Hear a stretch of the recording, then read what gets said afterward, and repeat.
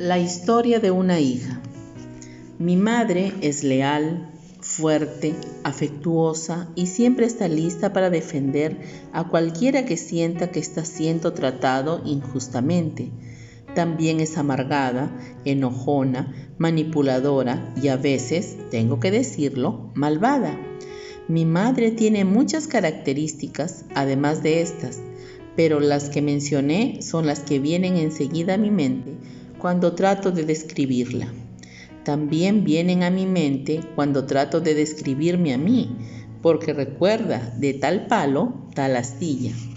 Me asombra escuchar a mis amigas que crecieron en hogares cristianos cuando hablan de su infancia, porque a veces suenan como si hubieran sido criadas por una familia de cuento de hadas. Aunque sé que sus vidas no eran perfectas, también sé que los recuerdos de mi niñez se parecen más a una película de miedo que a un cuento de hadas. ¿Entiendes la comparación? Una cosa que noto cuando recuerdo mi niñez es que en ese momento no entendía lo mal que estaban las cosas y acepté mi suerte en la vida, porque nunca había conocido nada diferente. Pensaba que todas las mamás amaban a sus hijos cuando eran buenos y los odiaban cuando no cumplían sus expectativas. Pensaba que todas las hijas tenían miedo a sus mamás y se esforzaban mucho para que éstas no tuvieran motivos de enojo. Pensaba que todas las madres de vez en cuando gritaban, maldecían y daban cachetadas. Ahora que leo lo que estoy escribiendo, me quedo espantada, me impresiono, pero entonces parecía algo normal. Ahora que has leído estas cosas, estoy segura de que mi mamá no te cae muy bien. No es fácil que ella le caiga bien a nadie, pero ¿de verdad le podemos echar la culpa? Ella solo actuó como le enseñaron. Recuerda, de tal palo, tal astilla. Tal vez si alguien, una sola persona, hubiera amado a mi madre incondicionalmente, tal vez si alguien se hubiera tomado el tiempo para explicarle que la aceptación y el amor de Dios no se basan en nuestra manera de actuar, podría haber marcado la diferencia que una sola persona hiciera el sacrificio de interesarse por la vida de esa jovencita que era mi mamá. Creo que sí. Una mujer marcó la diferencia para mí. Aunque no es alguien a quien quisiera imitar toda mi vida, ahora mismo tenemos nuestras diferencias en lo que a teología se refiere, pero ella estaba determinada a demostrarme que el tipo de vida que yo reconocía como normal no lo era. Mi Dios de gracia usó a esa mujer para mostrarse a sí mismo y cambiar el curso de mi vida por la eternidad. Desde entonces, Dios ha usado a muchas mujeres piadosas y a un par de hombres para enseñarme más de sus caminos. Cada una de esas personas ha tenido una cosa diferente que ofrecer: gentileza, dulce maternidad, generosidad, pero todas han ofrecido esa rara joya, amor incondicional. No olvido que debo estar agradecida, dar gracias porque se ha roto en mí la cadena de esclavitud que ataba a mi madre con amargura, rabia y temor. Por causa de mi pasado, mis hijos verán atisbos de esa cadena, pero no tendrán que soportar su peso. Gracias a la disposición de una mujer de darse a sí misma, mis nietos no sufrirán las consecuencias de los pecados cometidos por sus antepasados. En lugar de eso, Dios mediante, tendrán la guía de 2 generaciones de oraciones. Los efectos de la maternidad espiritual no afectan a una sola persona, ni siquiera a una sola generación, sino que son por toda la eternidad. Soli Deo Gloria.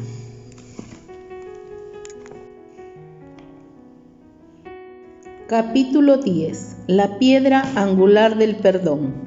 Más bien, sean bondadosos y misericordiosos los unos con los otros, perdonándose unos a otros como Dios también los perdonó a ustedes en Cristo. Efesios 4:32. Aunque el perdón es la piedra angular del ministerio del aliento, muchos creyentes no pueden experimentar el gozo de la salvación y de ser usados para alentar a otros por no perdonar. Debemos examinar esta parte fundamental e indispensable de la vida cristiana con mucho tacto y humildad. A la persona que ha sido profundamente herida le resulta difícil obviar el dolor y determinar si realmente ha perdonado a quien le ha hecho daño. Estimada lectora, por favor, quiero que sepas que toco este tema después de haber orado mucho. No voy a decir sin pensar: si perdonas de verdad, tienes que olvidar. Yo puedo decir que estoy agradecida por cada oportunidad que he tenido de perdonar. No estoy diciendo que estoy agradecida por el dolor, eso sería sádico, pero sí estoy agradecida por las oportunidades para perdonar, porque extender el perdón es un acto para el que necesitas asirte profundamente de la gracia de Dios, más que cualquier otro acto de obediencia. He visto la diferencia entre perdonar y no hacerlo. El perdón es maravilloso, pero no perdonar es horrible. Julia y Sara son hermanas y ambas tienen alrededor de 60 años. Conocí a Julia primero y me sentí inmediatamente atraída por esta mujer vivaz. Mi primera impresión de ella fue que era muy rápida para detectar y responder a mujeres introvertidas e indecisas, pues parecía saber instintivamente que habían sido heridas. Cuanto más la observaba, más curiosidad me daba. Sabía que debía haber una historia que explicara el resplandor de esta mujer. Cuando le pregunté, me dijo que su padre había abusado físicamente de ella. Recordaba haber estado entre su padre y su hermana menor mientras él les apuntaba con una pistola y les amenazaba de muerte.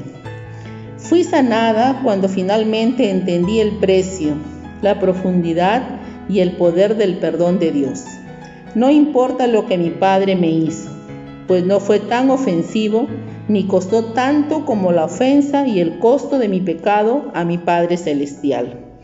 Me contó que cuando su padre estaba a punto de morir, ella lo visitó, le tomó de la mano y le dijo que lo amaba. Él nunca le pidió perdón, ni le dijo que lo sentía, pero gracias al perdón de su Padre Celestial, ella fue capaz de perdonar a su padre terrenal. ¿Y su hermana?, le pregunté. Ella se entristeció. Ella nunca perdonará. Ni siquiera entró al cuarto de nuestro padre cuando estaba agonizando. Lo peor de todo es que todas sus relaciones personales se han visto afectadas por su amargura y derrama esa rabia en su esposo y en sus hijos, expresa de su pasado. Cuando conocí a Sara, me impactó el contraste. Aparenta más edad que su hermana mayor y hay en ella una dureza que repele, a diferencia de la delicadeza que hace atractiva a Julia. La vida de Julia es hermosa, la vida de Sara es horrible. El precio de no perdonar es muy alto. También he visto lo que es el perdón en las páginas de la Escritura. Hay una intrigante historia en el Antiguo Testamento que me ha enseñado mucho sobre el perdón, que quizá no sea la lección más obvia en esta historia, pero creo que sin ese trasfondo no se obtendría el mismo resultado. Resulta interesante que la mujer de esta historia sea descrita como hermosa. En 1 Samuel, capítulos 24 y 26, leemos dos extraordinarios relatos en los que se manifiestan la bondad, la compasión y el perdón de David hacia el rey Saúl. Pero escondida entre estos capítulos está la fascinante historia de la cuasi venganza de David. Sin la oscuridad de ese fracaso, nunca brillaría con tanto fulgor el carácter de una mujer piadosa. David casi pierde la cabeza, pero Dios, en su gracia, envió a Abigail para que ésta interviniera. El rompimiento de la barrera del perdón. Hagamos un resumen de la situación. David ha perdido el privilegio de vivir en el palacio real y tocar el arpa para calmar el espíritu del rey Saúl, para pasar a ser implacablemente perseguido por el rey y sus tropas. David y sus seguidores muy pocas veces tenían un momento de paz. Después llega el momento incómodo en el que Saúl entra a la cueva para hacer sus necesidades, pero sin tener la menor idea de que David y algunos de sus hombres estaban sentados en la parte más recóndita de la misma. Los hombres de David estaban eufóricos. Este es el día del cual te dijo el Señor: He aquí yo entregaré a tu enemigo en tu mano y harás con él lo que te parezca bien. Primera de Samuel 24:4. David se arrastró y cortó el borde del manto de Saúl, pero se rehusó a tocar al ungido del Señor, e incluso se arrepintió por cortar su manto. ¡Cuánto control! En el siguiente capítulo, no obstante, David envió a 10 jóvenes a pedir comida a un ganadero local. Cuando Nabal rechazó su petición, David estaba furioso. En lugar de devolver bien por mal, estaba en un inminente peligro de ser vencido por el mal. Esta evidente inconsistencia fue el telón fondo de la historia de Abigail. Debe notarse que la petición de comida de David a Nabal era legítima, pues no era inusual pedir provisiones a un compatriota, y además la petición fue hecha con respeto. Así pues, era razonable que David esperara que se concediera, pero Nabal era brusco y de malas acciones, algo que, si fijas, contrasta con la descripción de su esposa Abigail, quien era una mujer muy inteligente y bella. Primera de Samuel 25:3. David estaba enfurecido por el rudo rechazo de Nabal y no mostró control alguno. Instruyó a sus hombres que prepararan sus espadas, pues estaban tan llenos de rencor que tenía la intención de matar a Nabal y a sus hombres. Abigail no era consciente de los actos insensatos de su esposo, pero los siervos de Nabal sabían lo que había hecho y se dieron cuenta del peligro potencial. Es reseñable que no recurrieran a su amo, sino a Abigail, cuya respuesta fue inmediata. Entonces Abigail se apresuró y tomó 200 panes, 2 tinajas de vino, 5 ovejas ya preparadas, 40 kilos de grano tostado, 100 tortas de pasas y 200 panes de higos secos, y los cargó sobre sus asnos. Luego dijo a sus criados: Vayan delante de mí, y he aquí que yo voy tras ustedes. Pero nada reveló a su marido Nabal. Primera de Samuel 25, 18 y 19. Abigail era inteligente, ingeniosa y organizada, así que no es de extrañar que contara con el respeto de los siervos de su marido. Existe, sin embargo, algo mucho más profundo acerca de esta mujer y que David reconoció. Cuando Abigail vino a David, se apresuró y bajó del asno, y cayendo delante de David sobre su rostro, se postró en tierra. Se echó a sus pies y le dijo: Señor mío, sea la culpa sobre mí, pero permite que tu sierva hable a tus oídos y escucha las palabras de tu sierva. Primera de Samuel 25, versículos 23 y 24. Después de escuchar a Abigail, David exclamó: Bendito sea el Señor Dios de Israel, que te envió hoy a mi encuentro. Bendito sea tu buen juicio, y bendita seas tú, que hoy me has impedido ir a derramar sangre y a vengarme por mi propia mano. No obstante, vive el Señor Dios de Israel, que me ha impedido hacerte daño, pues si no te hubieras apresurado a venir a mi encuentro antes del amanecer, no le habría quedado a Nabal ni un solo hombre con vida. Primera de Samuel 25, versículos 32 al 34. Abigail regresó a casa y a la mañana siguiente, cuando su marido ya estaba sobrio, le contó lo que había sucedido. Pero por la mañana, cuando a Nabal se le había pasado el efecto del vino, vino su mujer, le contó estas cosas. Entonces se le paralizó el corazón y se quedó como una piedra. Y sucedió, después de unos 10 días, que el Señor hirió a Nabal y él murió.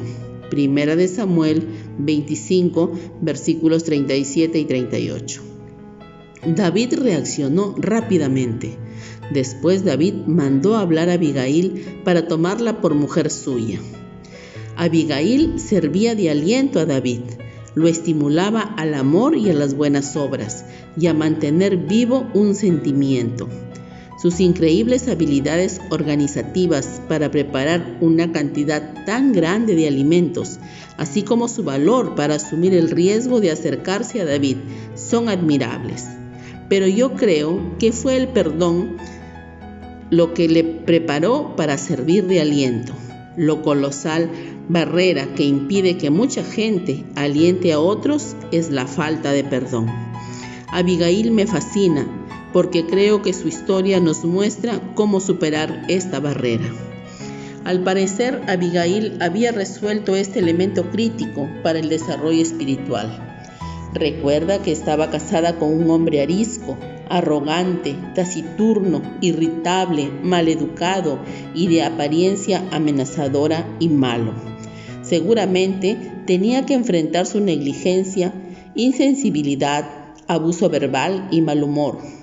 No se menciona que tuvieron hijos, pero no sería culpa de Abigail, porque ella tuvo un hijo con David más tarde, lo cual me hace pensar que ella sufrió también rechazo físico. Me pregunto también cómo sería el padre de ella, porque en esa cultura los matrimonios se concertaban. ¿Cómo pudo un padre dar a una hija a un hombre arisco y malo? Aunque Abigail debe haber batallado con la inseguridad, el temor, el resentimiento, el rechazo, el orgullo, la ira y una multitud más de emociones, ella superó estas barreras. Estoy segura de que no le consumía su situación, pues de haber sido una mujer obsesionada por la amargura y la autocompasión, no hubiera sido tan accesible. Recuerda, los siervos de Nabal no vacilaron en acudir a ella. El espíritu de Abigail no estaba atado a su conflicto, no sufría de parálisis emocional, sino que tenía libertad para relacionarse con los demás y actuar con precisión y rapidez durante una crisis. La restricción de la amargura y los resentimientos. Me parece que el perdón formaba parte fundamental del carácter de Abigail. La Escritura nos dice que no le dijo a su marido que iba a llevar provisiones a David, y a pesar de que algunos pudieran pensar que esto suponía rebeldía o falta de sumisión por su parte, yo no estoy de acuerdo. El hombre estaba bajo los efectos del alcohol, así que se lo dijo, pero fue sabia y esperó hasta el día siguiente para que ya estuviera en sus cabales. En vez de rebeldía, yo veo protección. Fíjate, si no en lo que le dijo David, Señor mío, sea la culpa sobre mí. La protección es un fruto del perdón. Abigail pudo no haber hecho nada y David habría matado a su esposo. ¡Qué oportunidad para librarse de ese hombre! Sin embargo, demostró una lealtad tremenda al defenderlo y asumir la culpa por las acciones de éste. Las acciones de Abigail en defensa de Nabal brotaban de un espíritu perdonador. ¿Cómo puede una mujer perdonar a un hombre que obviamente le ha causado tanto dolor? Yo creo que la clave de ese espíritu perdonador se ve en las palabras a David, que el Señor ha impedido que llegaras a derramar sangre. Versículo 26. El nombre hebreo que Abigail usa para referirse a Dios es Jehová, su nombre personal, en el cual se revela a sí mismo como el Dios que es fiel al pacto y que ha establecido una relación con su pueblo. No era un simple Dios impersonal para Abigail, sino Jehová, con quien ella tenía una relación personal. Abigail le recuerda gentilmente a David que el Señor lo ha guardado de derramar sangre en el pasado.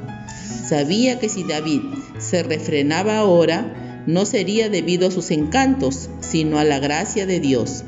Esto me hace preguntarme si esta mujer había aprendido el poder de la gracia de Dios para refrenar la amargura y el resentimiento en su alma. Te ruego que perdones la ofensa de tu sierva, pues de cierto el Señor edificará una casa firme a mi Señor, porque mi Señor está dirigiendo las batallas del Señor, que no se ha hallado mal en ti en toda tu vida. Versículo 28. Abigail de alguna manera sabía que David era el ungido del Señor. Aunque su esposo lo veía como un rebelde, Abigail era más sensata.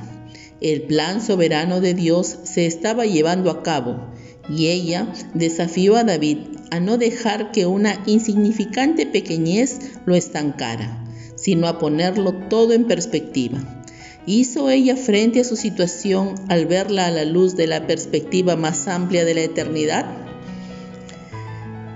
Vamos a ver los versículos 28 al 31. Dice, que no se ha hallado mal en ti en toda tu vida. Aunque alguien se levante para perseguirte y atentar contra tu vida, de todos modos, la vida de mi Señor estará incluida en la bolsa de los que viven con el Señor tu Dios.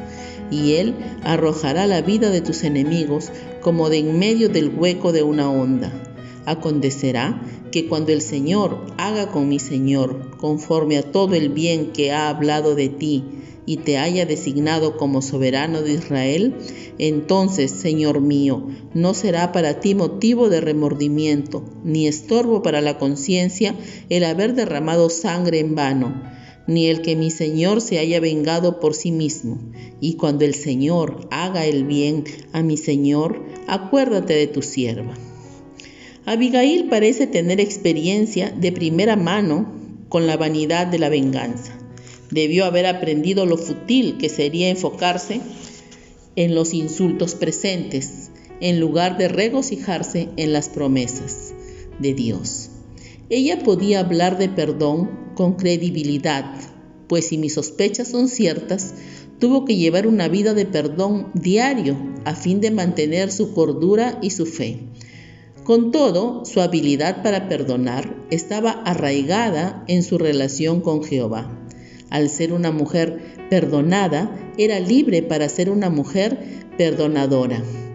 David se casó con Abigail y en el siguiente capítulo vemos cómo él recupera su vida espiritual y una vez más perdona la vida de Saúl. ¿Puedes ver la influencia de una mujer de Dios?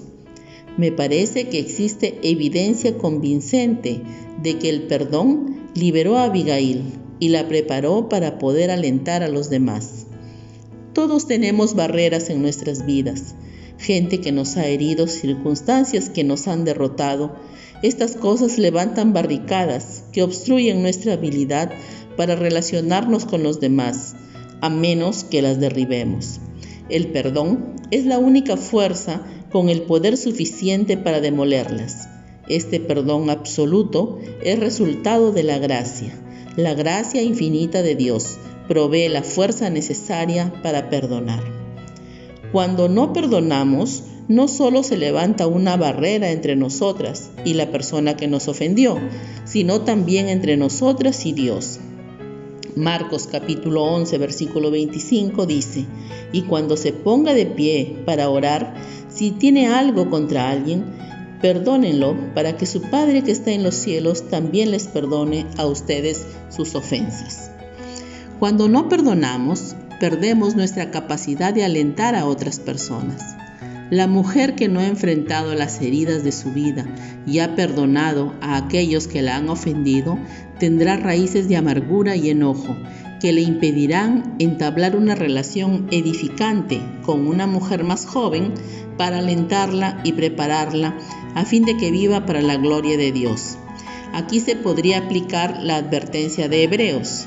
Hebreos capítulo 12, versículos 15 dice, miren bien que ninguno deje de alcanzar la gracia de Dios, que ninguna raíz de amargura brote y cause estorbo, y que por ella muchos sean contaminados. Si no arrancamos esas raíces de amargura, brotarán cuando estemos con una mujer que quizás esté experimentando un dolor similar, lo cual afectará negativamente los consejos que le demos, y además sería un ultraje para ella. Las raíces de amargura debidas a ofensas del pasado ultrajan las relaciones presentes. Rehusarnos a perdonar nos pone bajo el dominio de la persona que nos ha ofendido, y esa esclavitud nos priva de la libertad de tener relaciones sanas. El perdón quizás sea la herramienta más poderosa del creyente. Larry Crabb ha dicho: si nos damos cuenta de que el perdón es el expositor de la gracia de Dios, entonces aprenderemos el gozo de nuestra nueva identidad al consagrarnos a la adoración a Él y al servicio a los demás. El fruto de la gracia. Esteban es un ejemplo clásico de perdón. Cuando la multitud se enfureció tanto por su sermón que se abalanzaron sobre él, lo arrestaron fuera de la ciudad y comenzaron a apedrearlo. Clamó a gran voz: Señor, no les tomes en cuenta este pecado. Nos quedamos tan sorprendidos con este ejemplo que muchas veces perdemos de vista la parte más asombrosa de la historia.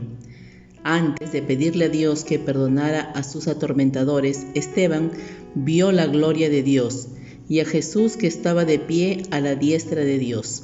Hechos 7:55. La capacidad para perdonar de Esteban fue resultado directo de ese atisbo de la gloria de Dios. La opinión sobre sus ofensores resultó afectada por la visión de la gloria de Dios. La dimensión vertical le dio una perspectiva diferente de la dimensión horizontal.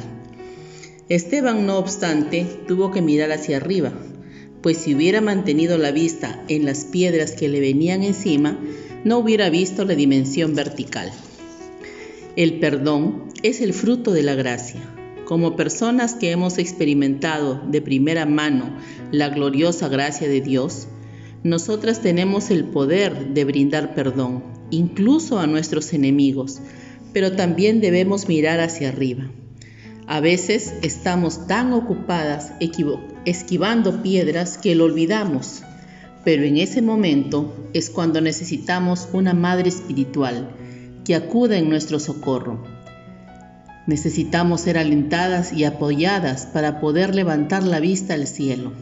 Una madre espiritual no puede cambiar el hecho de que la madre biológica de una joven la critique continuamente, pero puede ayudar a la joven a ver que su valor está en su identidad como hija del Rey y que debe perdonar a su madre, aunque quizás ésta nunca cambie.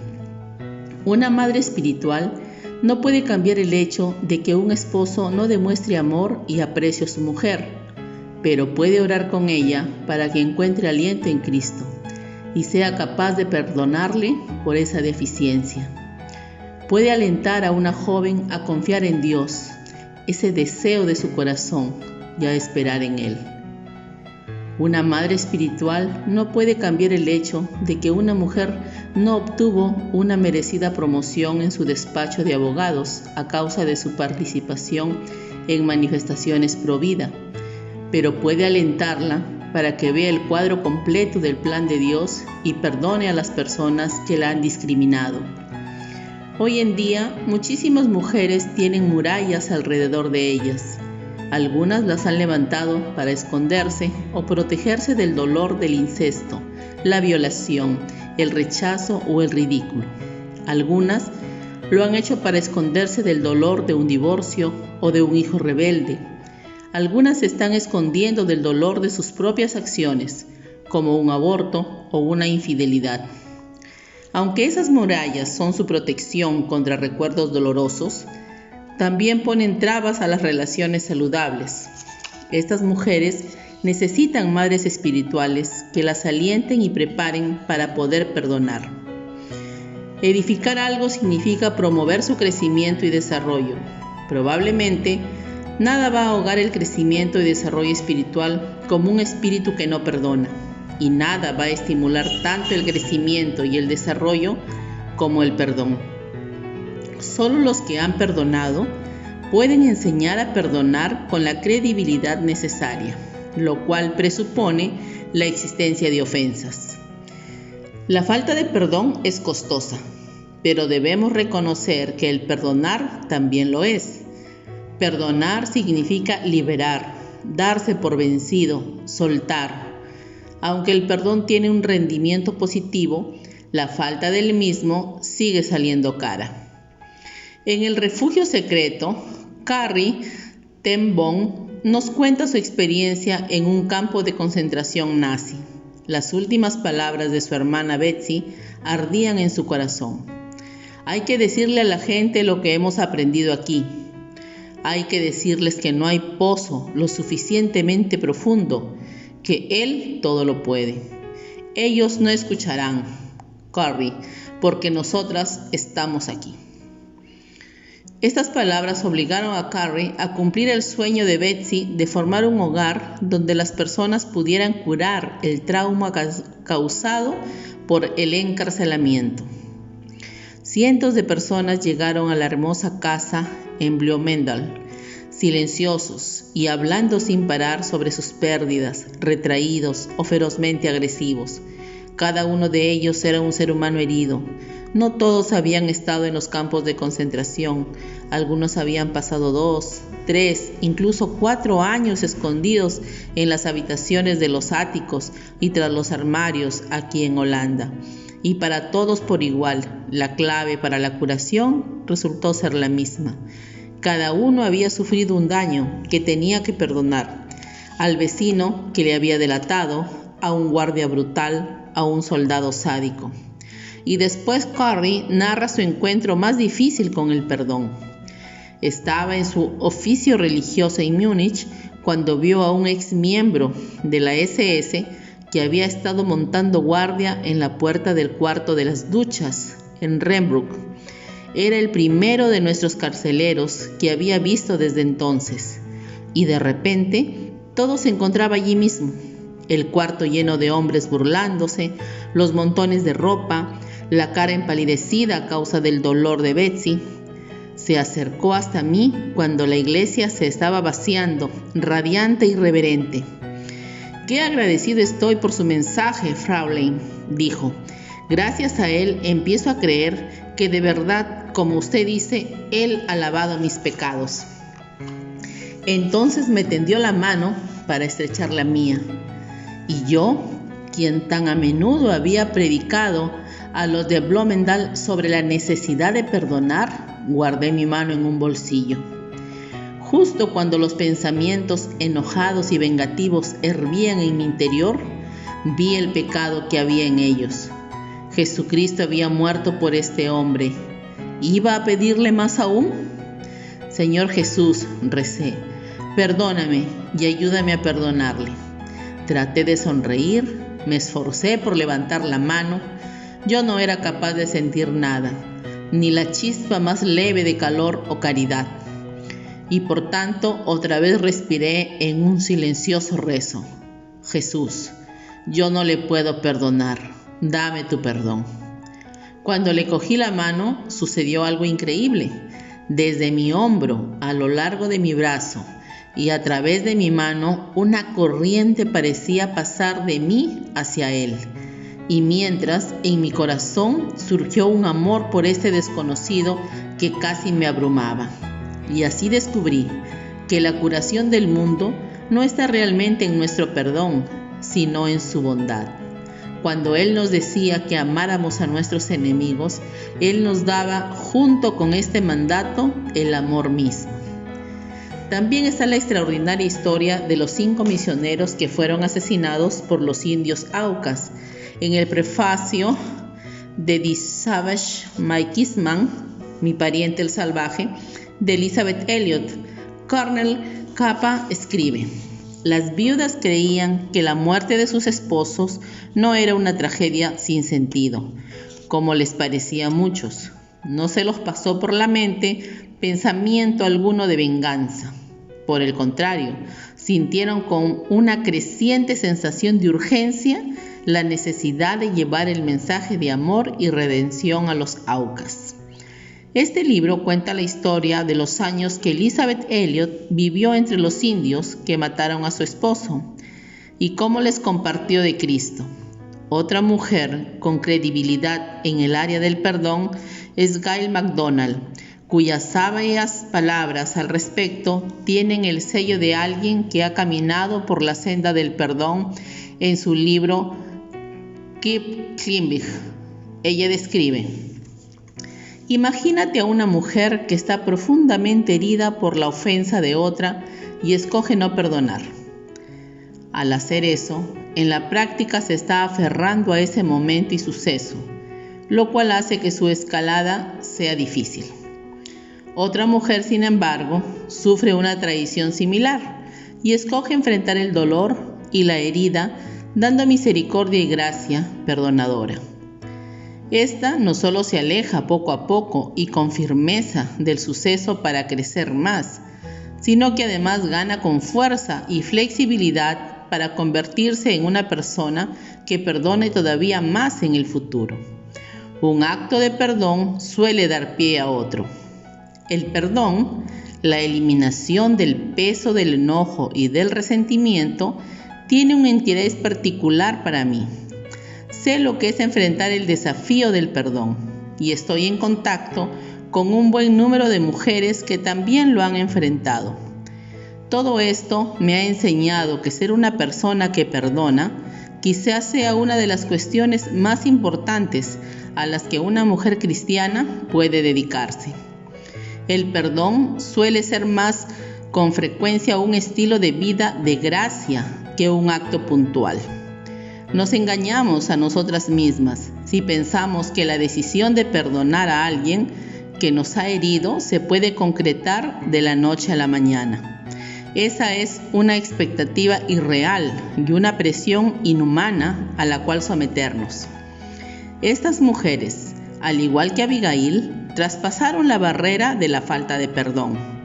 A través del perdón, sus heridas interiores sanaron, su servicio en el reino se expandió y ellas se convirtieron en mujeres comprometidas en alentar a un número incontable de hijos de Dios.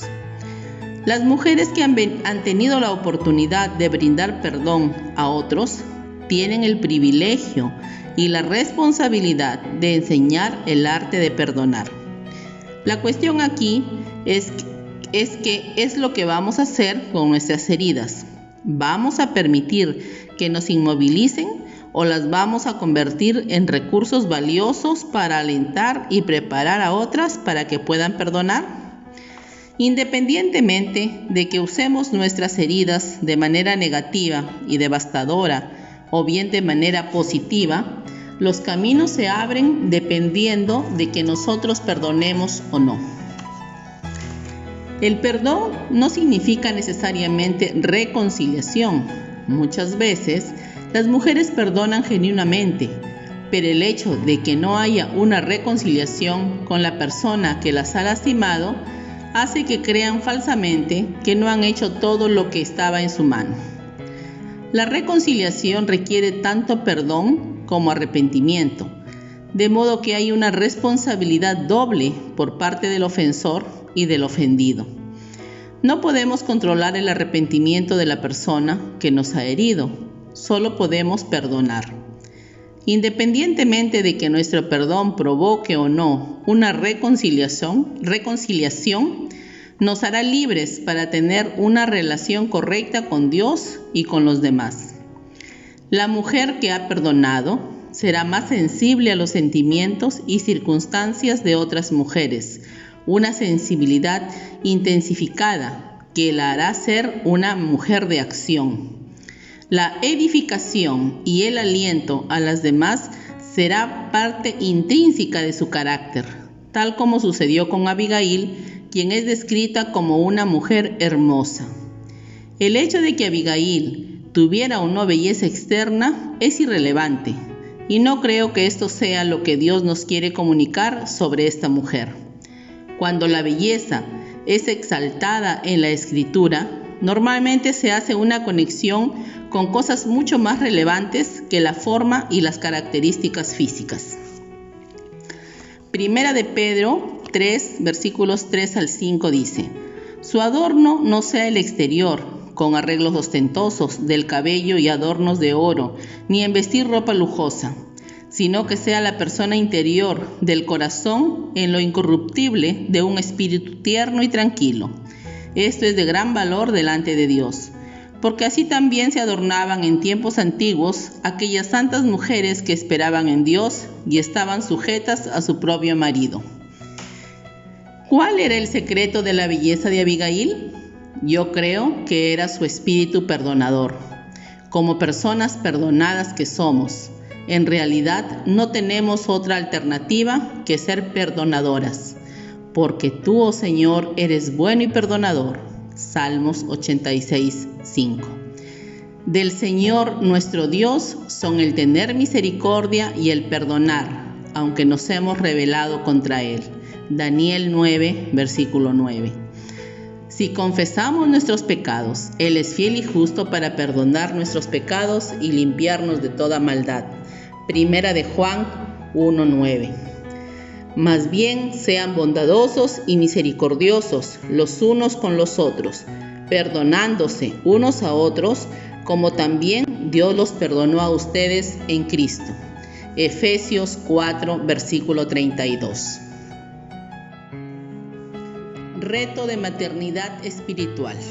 Número 1. Comienza en oración. A. Medita en Nehemías 9:17. B. Reflexiona en la verdad de que eres una persona perdonada. Después, delante de Dios, pregúntate si eres una persona perdonadora. Pídele que te muestre cualquier raíz de amargura o enojo que pueda estar estorbando tu relación con Él y con los demás, así como tu habilidad de capacitar a otras mujeres en el arte del perdón. Toma la determinación de usar cualquier ofensa en tu vida para bien. C. Si hay alguien a quien se te hace difícil perdonar, haz una lista, tanto de lo que te costaría perdonar como de lo que te costaría no hacerlo. Después, por la gracia de Dios, perdónale. 2. Utiliza la energía producida por el perdón para acercarte a una mujer que haya sido lastimada. Escríbele una nota, llévale algo de comer o invítala a almorzar contigo.